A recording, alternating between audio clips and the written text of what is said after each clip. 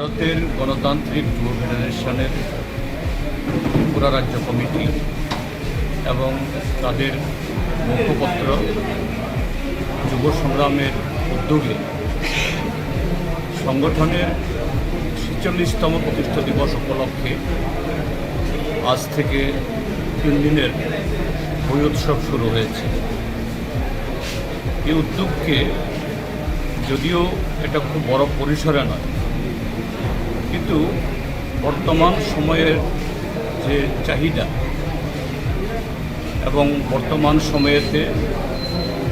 আমাদের দেশে এবং সমাজে যা চলছে সেই ক্ষেত্রেতে এই আয়োজন এটা ছোট পরিধির মধ্যে হলেও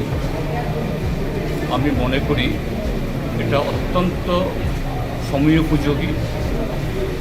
এবং বলা যেতে পারে যে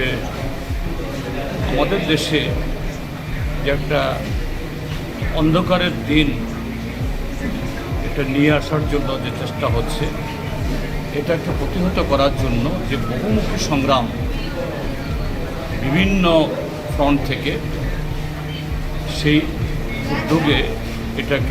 উদ্যোগকে আরও সফল করবে। আমাদের দেশ এখন দক্ষিণপন্থা রাজনীতির কবলে, গোটা শিক্ষা, সংস্কৃতি, অর্থনীতি মারাত্মকভাবে ক্ষতিগ্রস্ত। স্বাভাবিকভাবেই আমরা সর্বকালে দেখেছি যারা সমাজের যারা শত্রু, সংখ্যাগরিষ্ঠ মানুষের যারা প্রগতি চায় না এবং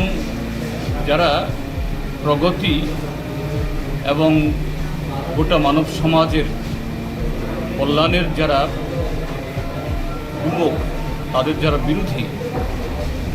তারা যে নতুন প্রজন্ম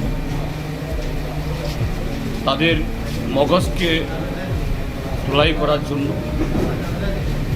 তাদের মগজে সেই পশ্চাৎপদতা নানাভাবে প্রবেশ করানোর জন্য আমাদের দেশে এখন একটা নয়া ফেসিবাদী কায়দা আরএসএস, ভারতীয় জনতা পার্টির উদ্যোগে আমাদের শিক্ষা, সংস্কৃতি সব কিছুকে কলুষিত করার চেষ্টা করছে। সেই ক্ষেত্রেতে এই উদ্যোগ তার পরিসর ছোট হলেও এটা প্রতিহত করার ক্ষেত্রে যে একটা সার্বিক সংগ্রাম এটাকে মদত যোগাবে, এটাকে আরও এগিয়ে নিয়ে যাওয়ার ক্ষেত্রেতে সাহস যোগাবে,